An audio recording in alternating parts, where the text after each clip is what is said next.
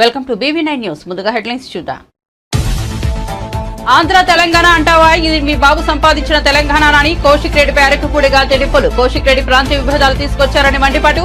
కౌశిక్ రెడ్డి మహిళలను అవమానించేలా మాట్లాడారన్న గాంధీ.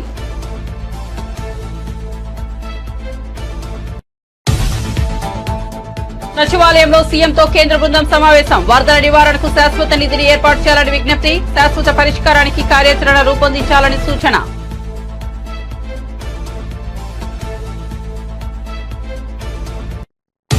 ప్రాంతీయ వాదాన్ని తెరపైకి తీసుకొచ్చారా అన్న దానం నాగేందర్ ఆగ్రహం.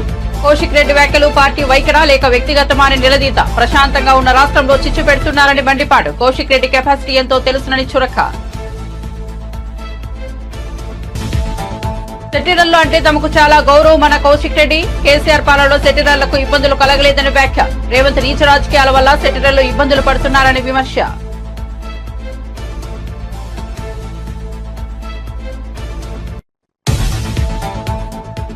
జగ్గయ్యపేటలో వైసీపీకి షాక్. టీడీపీలో చేరిన జగ్గయ్యపేట మున్సిపల్ చైర్మన్ రంగాపురం రాఘవేంద్రతో పాటు పార్టీలో చేరిన పలువురు వార్డు కౌన్సిలర్లు కండువా కప్పి పార్టీలోకి ఆహ్వానించిన మంత్రి నారా లోకేష్.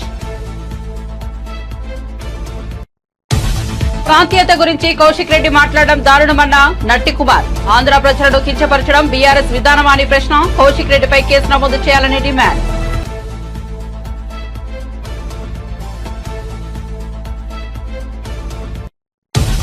ఉపాధి కోసం కువైట్ కు వెళ్లిన అన్నమే జిల్లాకు చెందిన కవిత.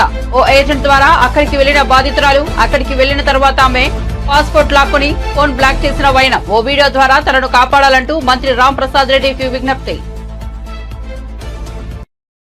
ఇక వార్త వివరాల్లోకి వెళ్తే తెలంగాణలో వరద నష్టం అంచనాపై సచివాలయంలో కేంద్ర బృందంతో ముఖ్యమంత్రి రేవంత్ రెడ్డి భేటీ అయ్యారు. తెలుగు రాష్ట్రాల్లో భారీ వర్షాలు వరదల కారణంగా తీవ్ర నష్టం సంభవించింది. ఈ క్రమంలో వరద నష్టాన్ని అంచనా వేసేందుకు కేంద్ర బృందం ఏపీ తెలంగాణలలో పర్యటించింది. కేంద్ర బృందం సభ్యులు సచివాలయంలో తెలంగాణ సీఎంతో భేటీ అయ్యారు. తెలంగాణలో వరదల నివారణకు శాశ్వత ప్రాతిపదికన చర్యలు తీసుకోవాలని ఈ సందర్భంగా సీఎం రేవంత్ రెడ్డి కోరారు. వరదల నివారణకు శాశ్వత నిధిని ఏర్పాటు చేయాలన్నారు. శాశ్వత పరిష్కారానికి కార్యాచరణ రూపొందించాలన్నారు.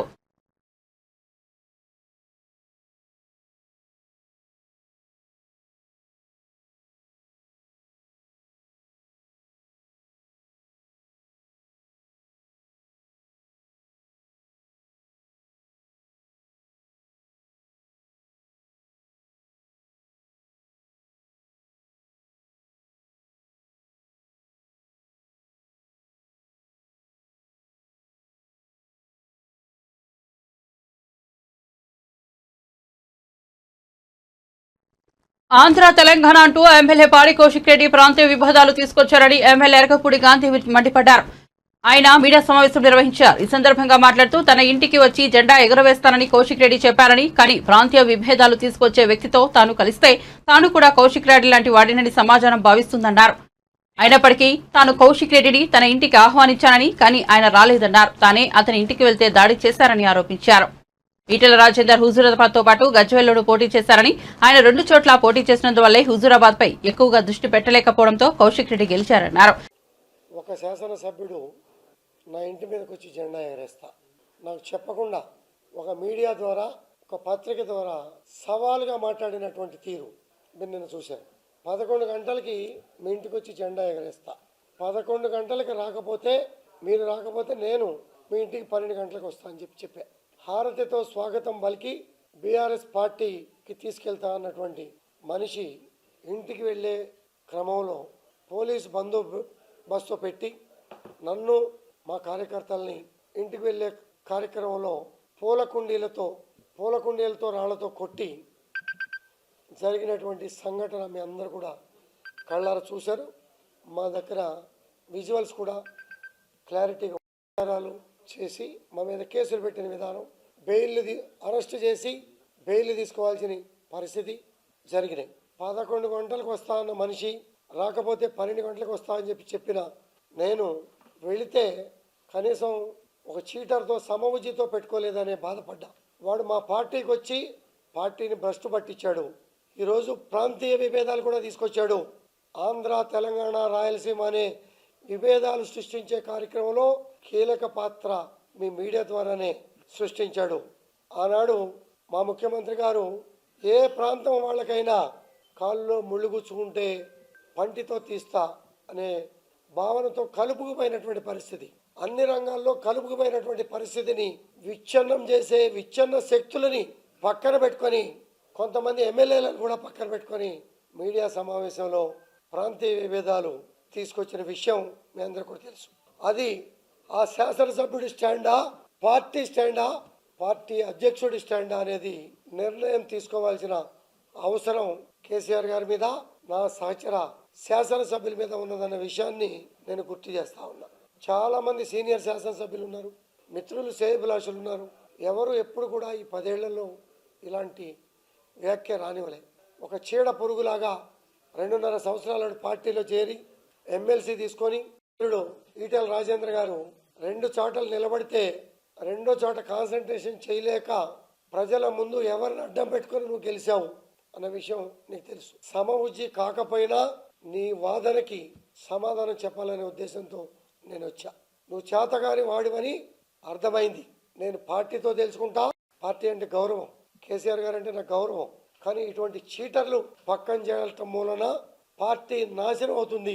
ఉదాహరణకి నిన్న పోలీస్ స్టేషన్ ముందు పోలీస్ అధికారులనే తోసి దుర్భాషలాడి తిట్టే బయటకు లాగి పక్కకు దోసినటువంటి సందర్భం కూడా మీరంతా కూడా కళ్ళారా చూశారు.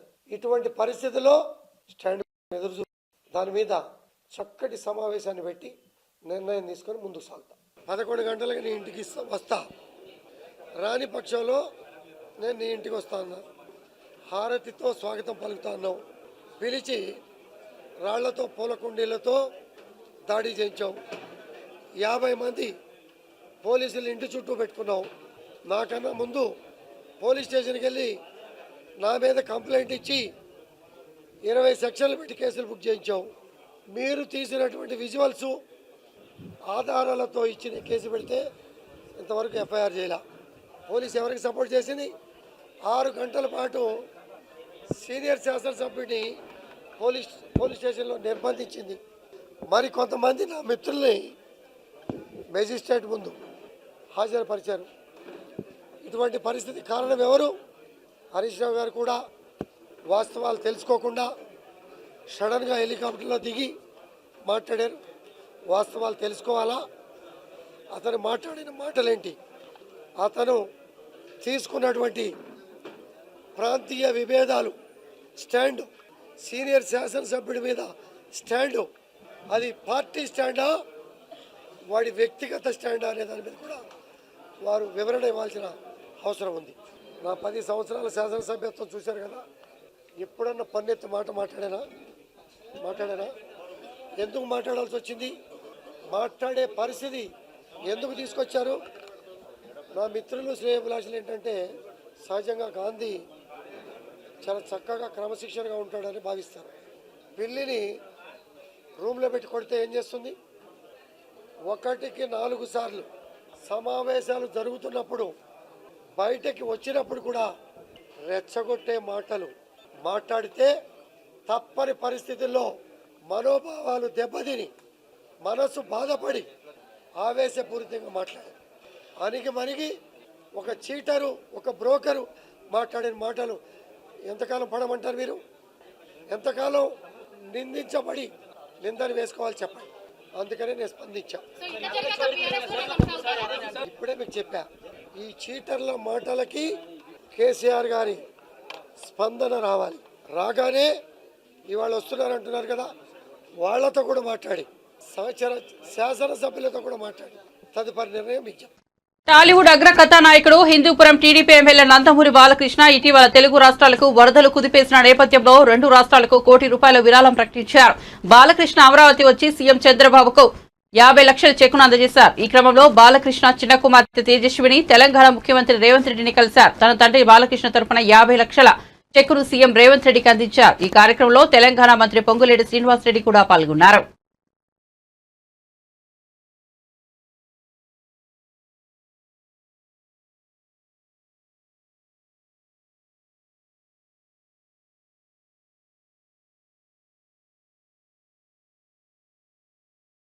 బీఆర్ఎస్ ఎమ్మెల్యే పాడి కౌశిక్ రెడ్డి ప్రాంతీయవాదాన్ని తెరపైకి తీసుకొస్తున్నారని ఎమ్మెల్యే దానం నాగేందర్ ఆగ్రహం వ్యక్తం చేశారు. ఆయన చేసిన వ్యాఖ్యలు పార్టీ వైఖరా లేక వ్యక్తిగతమా చెప్పాలని నిలదీశారు.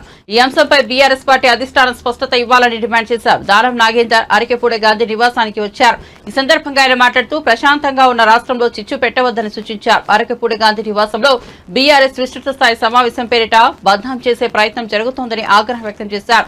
కౌశిక్ రెడ్డి కెపాసిటీ ఎంతో తమకు తెలుసునని ఎద్దేవా చేశారు. తాము అన్ని చేసి ఇక్కడ వరకు వచ్చామని వ్యాఖ్యానించారు. కూడా వేచి ఉండాల్సిన అవసరం ఉంది. రెండోది, గాంధీ గారిని పిఏసీ చైర్మన్ గా మరి నియమించిన తర్వాత గాంధీ గారు ఒక స్టేట్మెంట్ ఇచ్చారు. ఆ స్టేట్మెంట్ కు అందరు కట్టుబడి ఉండాలి. కానీ గాంధీ గారి ఇంటికి వచ్చి మేము జెండా ఎగరేస్తాము, గాంధీ గారి ఇంటికి వచ్చి మేము భోజనం చేస్తాము, పిలువని పేరెంటానికి వస్తాడు ఎవడన్నా? పిలువని పేరెంటానికి ఎందుకు వస్తాడు? కాబట్టి గాంధీ గారి అనుమతి లేకుండా ఎవరింటికైనా, గాంధీ అనే కాదు ఇంకెవరైనా పర్లేదు, ఎవరైనా ఇంటికి వెళ్ళాలంటే ఆ ఇంటిలో ఉన్నటువంటి ఓనర్ యొక్క అనుమతి అవసరం. ఓనర్ పర్మిషన్ లేకుండా మీరు ఆ ఇంటికి పోవడం అనేది పూర్తిగా చట్టబద్ధంగా అది విరుద్ధం అవుతుంది. కాబట్టి అందుకనే గాంధీ గారు చెప్పారు, నువ్వు వస్తానో కాబట్టి, నువ్వు మంగళారతినిచ్చి నన్ను స్వాగతిస్తానో కాబట్టి వాళ్ళ ఇంటికి పోతామని చెప్పాడు. కానీ ఈరోజు మళ్ళీ అదే రెచ్చగొట్టే విధంగా నేను హరీష్ రావు గారిని అడుగుతా ఉన్నా. ఎందుకంటే హరీష్ రావు అంటే నాకు చాలా గౌరవము. మీరు హరీష్ రావు గారు ఇలాంటి సంస్కృతికి మీరు తెర లేపదలుచుకున్నారా? ఇలాగే రాజకీయం చేయాలి అని మీరు ఆలోచించుకుంటే మీరు ఒక స్టేట్మెంట్ ఇవ్వండి. దాని ప్రకారంగా నేను మళ్ళీ దాని జవాబు చెప్తాం. కాదు అనుకున్నప్పుడు మీరు అన్నట్టుగా ప్రాంతీయ విద్వేషాలకు తెర లేపింది ఎవరు? గాంధీ గారు ఒక ఆంధ్ర ఎమ్మెల్యే అని. మీరు ఓట్లు వాళ్ళే కావాలి, వాళ్ళ దగ్గర బిజినెస్ ఉంటే వాళ్ళ డబ్బులు కావాలి, వాళ్ళతో బిజినెస్ చేయాలి. ఇప్పుడేమో వాళ్ళు ప్రాంతీయమని గాంధీ ఆంధ్రవాడని చెప్పి అంటున్నారు. కాబట్టి మా ముఖ్యమంత్రి గారు కానీ మేము కానీ డిమాండ్ చేస్తున్నాము, ఇది పార్టీ నిర్ణయం అయితే మీరు పార్టీ ప్రకంగా ప్రకటించండి. మీరు రాష్ట్ర ప్రజలకు అన్కండిషనల్ గా, రెండు రాష్ట్రాల ప్రజలకు అన్కండిషనల్ గా అపాలజీ చెప్పండి. లేదు ఇది వ్యక్తిగతంగా కౌశిక్ రెడ్డి ఇచ్చిండు, కౌశిక్ రెడ్డి స్టేట్మెంట్ అయితే కౌశిక్ రెడ్డిని సస్పెండ్ చేయమని డిమాండ్ చేస్తున్నాం. రెండోది, గాంధీ గారు ఎప్పుడు కూడా ఎలాంటి విద్వేషపూర్వకమైన మాటలు కానీ, రెచ్చగొట్టే మాటలు కానీ, చాలా సామరస్యంగా ఒక సాముడిగా పేరున్నటువంటి వ్యక్తి. అలాంటి వ్యక్తి మీద ఇలాంటి అనుచితమైనటువంటి వాక్యాలు మాట్లాడడం కానీ, అలాంటి వ్యక్తిని రెచ్చగొట్టే విధంగా మాట్లాడారు. కాబట్టి ఆయన రెచ్చిపోయి మాట్లాడారు తప్ప ఆయన ఎక్కడ కూడా అన్పార్లమెంటరీ వాడలేదు. ఏ లాంగ్వేజ్ అయితే వాళ్ళు మాట్లాడారో దానికి నేనే మీ ఇంటికి వస్తాను, మీరు ఎందుకు నా ఇంటికి వచ్చుడు, మీరు మంగళారతులు ఇస్తా అన్నారని మంగళారతులు ఇవ్వకుండా రాళ్ళు లేకుంటే ఇంట్లో మీదకి తొట్లు వేసుడు వాళ్ళు లేపారు. మరి ఆ సంస్కృతికి వారు తెరలేపారు. కాబట్టి మీరు దీనికి సిద్ధంగా ఉన్నారని చెప్పి మీరు ప్రకటించండి. దాని జవాబు మేము ఎక్కడ చెప్పాలనో ఎప్పుడు చెప్పాలనో చెప్తాము. మేము జవాబు ఇచ్చినప్పుడు తట్టుకునే శక్తి మీకు ఉందో లేదో ఒకసారి ఆలోచించుకోండి. కండువా ఇప్పుడు కట్టుకోవాలి, ఎప్పుకోవాలా లేదా అని ఎక్కడ లేదు, రాజ్యాంగం ఎక్కడ లేదు. ఇదే డ్రెస్ వేయాలి, ఇదే కండువ వేసుకోవాలని ఎక్కడ లేదు. పిఎస్సి చైర్మన్ ఇచ్చారు, పిఎస్సి చైర్మన్ ఎలా ఇచ్చారు అంటున్నారు. మీకు క్వశ్చన్ చేస్తా ఉన్నా, మీరు ఎక్కడ నిన్న మీడియాలో చెప్తే రాలేదు. అప్పుడు అక్బరుద్దీన్ ఓవైసీ గారికి ఇచ్చారు. కాంగ్రెస్ పార్టీ ఆపోజిషన్గా వాళ్ళకు ఉన్నటువంటి స్ట్రెంగ్త్ ఉంటే అది ఇవ్వకుండా అక్బరుద్దీన్ ఓవైసీ గారికి ఇచ్చారు. మీరు ఎందుకు ఇచ్చారు? అప్పుడు మీరు చేసిందేమో న్యాయము, వేరే వాళ్ళు చేసి అన్యాయమా? కాబట్టి మీరు ఇవన్నీ చెప్పకూడదు, ఇవన్నీ మాట్లాడకూడదు. మీకు నైతిక హక్కే లేదు. చేర్చుకున్న వాళ్ళు ఎందుకు చేర్చుకున్నారని, మరి ఇంకా రకరకాల మాటలు మాట్లాడని. మేము మాటలు మాట్లాడము, సమయం వచ్చినప్పుడు చేతల్లో చూపిస్తాం. సహచర ఎమ్మెల్యే కాబట్టి ఆయన బ్రేక్ఫాస్ట్కి పిలిచాడు, నేను బ్రేక్ఫాస్ట్కి వచ్చాను, బ్రేక్ఫాస్ట్ చేసి పోతాను. మరి వేరే వాళ్ళు ఎవరైనా వచ్చి మేము వస్తామంటున్నారు, వచ్చినప్పుడు ఎట్లా చెప్పాలో చెప్తాం.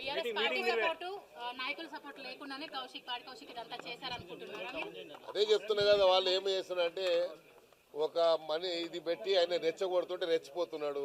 మాకు తెలుసు కౌశిక్ రెడ్డి కెపాసిటీ ఎంత ఉందో, ఎవరికి ఎంత కెపాసిటీ ఉందో మాకు తెలుసు. మేము అన్ని చేసే ఈడి దాకా వచ్చినాం. మాకు కొత్తగా మళ్ళీ నేర్పియొద్దు, మాకు మర్చిపోయినాయి మళ్ళీ మాకు అలవాటు నేర్పియొద్దని దయచేసి కోరుకుంటున్నాం. విస్తృత స్థాయి వాళ్ళ పార్టీ ఆఫీస్లో చేస్తారా, సమావేశం ఈడ చేస్తారా? అవగాహన ఉండి మాట్లాడుతున్నా, అవగాహన లేకుండా మా జిల్లా పార్టీ ఆఫీస్లో అవి చేయండి, లేకుంటే హెడ్ ఆఫీస్లో చేయండి. విస్తృత సమావేశం అంటే మొత్తం అందరు రావాలి కదా. అందరు రావడానికి గాంధీ ఇల్లు దొరికినది. ఇన్ని రోజుల నుంచి ఎందుకు చేయలేదు? హరీష్ రావు ఇల్లు లేదా? మరి ఇంకో ఇల్లు లేదా? చెప్పండి. ఇవన్నీ ఇప్పుడు అప్పుడు కూడా గవర్నర్ గారి గురించి ఏం మాట్లాడినా మీకు తెలుసు.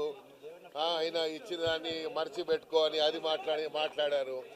ఆడవాళ్ళంటే గౌరవం లేదు, ఆడవాళ్ళంటే గాజులు వేసుకునే వాళ్ళే అని అనుకుంటున్నాడు. మరి ఆడవాళ్ళ శక్తి తెలియదు ఇంకా ఆయనకు. ఆడవాళ్ళ శక్తి చూపిస్తే మళ్ళీ కౌశిక్ రెడ్డి తిరగడు. మా దగ్గర ఎట్లా ఉంటే ఆడవాళ్ళు ఉన్నారంటే ఒక్కసారి వదిలితే చాలు, ఇక ఏముండయి పై మీద. ఆంధ్ర సెటిలర్లను తమ పార్టీకి దూరం చేసేందుకు కాంగ్రెస్ పార్టీ కుట్ర పన్నుతోందని బీఆర్ఎస్ ఎమ్మెల్యే పాడి కౌశిక్ రెడ్డి మండిపడ్డారు. 10 ఏళ్ల కేసీఆర్ పాలనలో సెటిలర్లకు ఏనాడు ఇబ్బందులు కలగలేదని చెప్పారు. సెటిలర్ల కాలిలో ముళ్లు గుచ్చుకుంటే తన పంటితో తీస్తానని కేసీఆర్ అన్నారని గుర్తు చేశారు. ఆంధ్రప్రదేశ్ ప్రజలంటే కేసీఆర్ కు బీఆర్ఎస్ నేతలకు గౌరవమని చెప్పారు. ముఖ్యమంత్రి రేవంత్ రెడ్డి నీచమైన రాజకీయాల వల్ల సెటిలర్లు ఇబ్బందులు పడుతున్నారని అన్నారు. సెటిలర్ అనే పదాన్ని తాను వాడలేదని, తాను ఆంధ్ర సెటిలర్స్ అనే పదాన్ని వాడి ఉంటే అది తనకు అరకపూడి గాంధీకి వ్యక్తిగతమని కౌశిక్ రెడ్డి చెప్పారు. సెటిలర్లను కేసీఆర్ కంటికి రెప్పలా చూసుకున్నారని, అందుకే హైదరాబాద్ లో సెటిలర్స్ అంతా బీఆర్ఎస్ కు మద్దతుగా ఉన్నారని తెలిపారు. ఉపాధి కోసం కువైట్ వెళ్లిన ఏపీకి చెందిన ఓ మహిళను ఆమె యజమాని గదిలో చిత్రహింసలకు గురిచేస్తున్న దారుణ ఘటన ఇదే. యజమాని తనను బంధించి శారీరక, మానసిక వేధింపులకు గురి చేస్తున్నాడంటూ బాధితురాలు ఓ వీడియో ద్వారా తన గోడును వెళ్లబోసింది. అన్నమయ్య జిల్లాకు చెందిన కవిత అనే మహిళ తనను చిత్రహింసల నుండి రక్షించాలని కోరుతూ ఏపీ మంత్రి రాంప్రసాద్ రెడ్డికి వీడియోలో విజ్ఞప్తి చేసింది. దయచేసి నన్ను రక్షించండి సార్, ఇక్కడ చిత్రహింసలకు గురవుతున్నాను. నాకు 2 పిల్లలు, వికలాంగుడైన భర్త ఉన్నారు. వారి కోసమే కువైట్ కు వచ్చాను, కానీ ఇక్కడ నాకు అన్యాయం జరుగుతోందని చెప్పింది. కవిత యజమాని ఆమెను కువైట్ లో ఒక గదిలో బంధించడంతో పాటు సరిగ్గా ఆహారం కూడా పెట్టకపోవడంతో ఆమె పరిస్థితి మరింత దిగజారింది. ఆమె తన యజమాని ఆఫీసులో గృహ నిర్బంధంలో ఉన్నట్లు తెలుస్తోంది. ఓ ఏజెంట్ ద్వారా కవిత అక్కడకు వెళ్లింది. అక్కడికి వెళ్లిన తర్వాత ఆమె పాస్పోర్ట్ లాక్కోవడంతో పాటు తన ఫోన్ ను బ్లాక్ చేశారని, తద్వారా కుటుంబ సభ్యులు అధికారులతో తనకు ఎలాంటి కమ్యూనికేషన్ లేకుండా చేశారని ఆమె పేర్కొంది.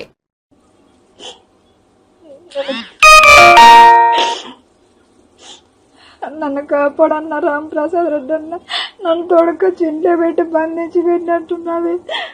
నేను ఎంత కష్టపడినా కానీ నన్ను కొట్టినొస్తా అంటూ, ఇప్పుడు ఏమంటా అంటూ, డబ్బులు కట్టమంటా అంటూ, లేదు పంపేమో నిన్ను అమ్మేస్తాము అంటూ అంటున్నా. అన్నం కానీ పెట్టలేదన్న, నాకు నిన్ను బయట వేసి పెట్టేసినారు. నన్ను నాకు అన్నం పెట్టలే, ఏం పెట్టలే. నా బట్టలు కానీ ఇలా రూమ్లో పెట్టుకొని ఉంటారు వాళ్ళు. నన్ను కాపాడన్న. వాళ్ళు ఏమంటానండి, ఈసా తీసినాడు, నువ్వు పారిపో, నువ్వు ఇక్కడ నుండి నువ్వు పారిపో అని అంటున్నాడు. అన్న నేను పారిపోవాలంట. నేను పారిపోతే నన్ను ఎవరన్నా కాపాడేది.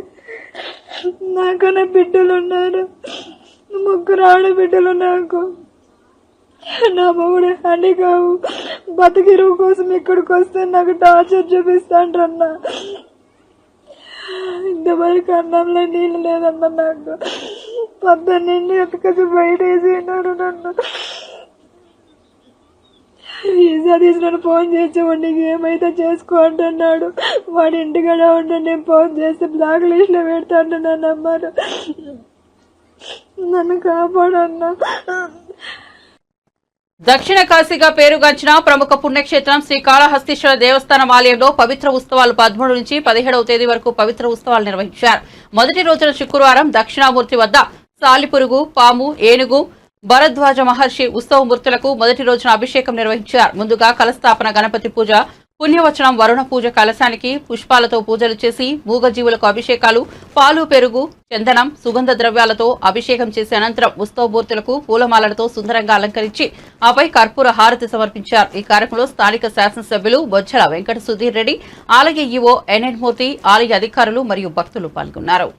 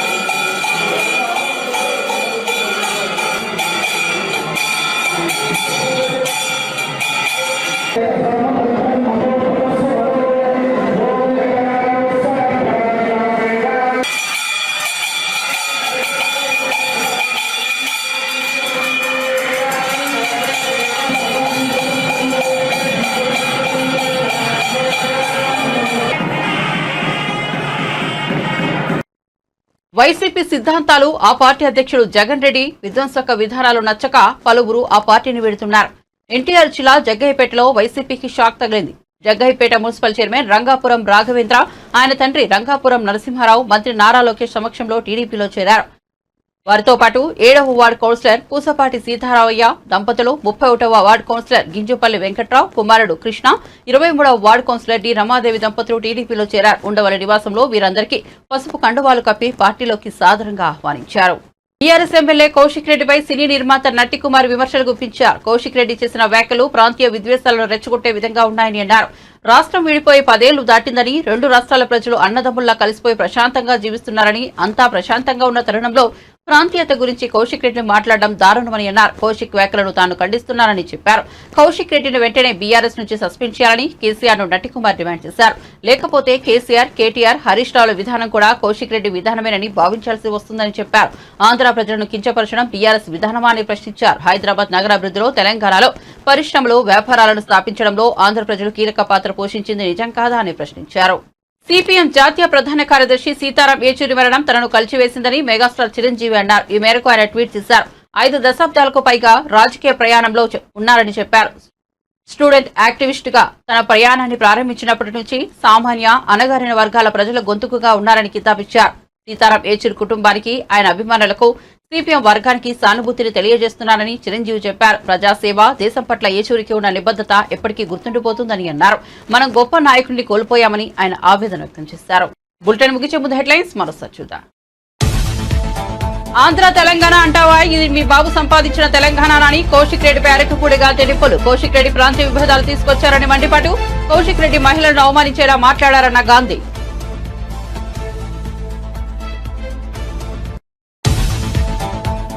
సచివాలయంలో సీఎంతో కేంద్ర బృందం సమావేశం. వరదల నివారణకు శాశ్వత నిధిని ఏర్పాటు చేయాలని విజ్ఞప్తి. శాశ్వత పరిష్కారానికి కార్యాచరణ రూపొందించాలని సూచన.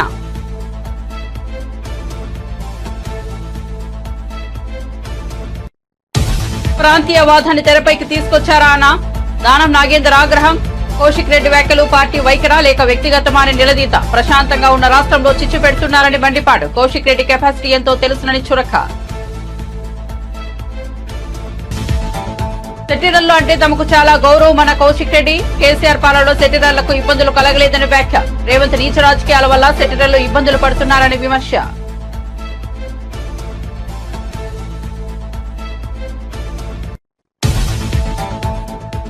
జగ్గయ్యపేటలో వైసీపీకి షాక్. టీడీపీలో చేరిన జగ్గయ్యపేట మున్సిపల్ చైర్మన్ రంగాపురం రాఘవేంద్రతో పాటు పార్టీలో చేరిన పలువురు వార్డు కౌన్సిలర్లు కండువా కప్పి పార్టీలోకి ఆహ్వానించిన మంత్రి నారా లోకేష్. ప్రాంతీయత గురించి కౌశిక్ రెడ్డి మాట్లాడడం దారుణమన్న నట్టికుమార్. ఆంధ్ర ప్రజలను కించపరచడం బీఆర్ఎస్ విధానమా అని ప్రశ్న. కౌశిక్ రెడ్డిపై కేసు నమోదు చేయాలని డిమాండ్.